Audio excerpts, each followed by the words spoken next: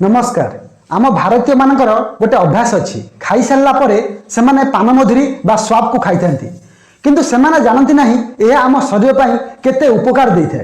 जदि आपण मैंने खाई सारा पर किसी पान मधुरी एवं मिसिकी खाऊँ तेबे यह आपण मानकर मेमोरी पावर को स्ट्रंग करने सहित आपण मानकर डाइजेस्टिव सिस्टम को स्ट्रंग करिଥାଏ।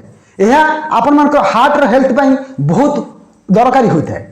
यह आपण मानकर मेटाबॉलिज्म सिस्टम को त्वरान्वित करने सहित आपण मानकर गैस और एसिडिटी परि समस्या को मध्य दूर करिଥାଏ। तेणु निजर मेमोरी पावर को बढ़ाइबा पई आपण मानकर जदि कोनोसी जिंस मन रहू नै मेमोरी पावर बहुत कमी जाउछि तबे आपण माने किछि मात्रा रे पान मधुरी नियंतु, किछि पिस्ता बादाम नियंतु एवं किछि मिश्री के आपण माने नै समान परिमाण यह पाउडर प्रस्तुत करंतु एवं सकाळे एवं संध्या बेले यह खाइला फल आपण मानकर मेमोरी पावर बढ़ी पारिबो।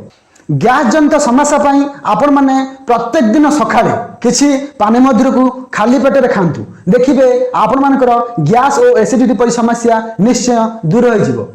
डाइजेशन ने इंप्रूव आनिबा पई आपण माने खाई सारा पर पान मधुरी और मिश्री को खांतु, देखिबे आपण मानकर खाद्य भल भाव हजम हो पारिबो। आपण मानकर हार्ट रो हेल्थ को इंप्रूव करिया पई आपण माने प्रत्येक दिन राति रे किछि पानी मधुरी को पानी सहित मिसेई भेदै दियंतु। यह प्रत्येक दिन सकाळे आपण माने खाली पेट रे पानी की पियंतु एवं पानी मधुरी को चोबई खांतु, देखिबे आपण मानकर गैस और एसिडिटी परि समस्या निश्चय दूर हो जिवो। तेणु यही स्वाद बा पान मधुरी बहु पुरातन काल व्यवहार करा जाई आसी। तेणु आपण माने जदि पान मधुरी को नियमित खाती देखिबे आपण मानकर शरीर को बहुत बहुत बेनिफिट मिलिबो।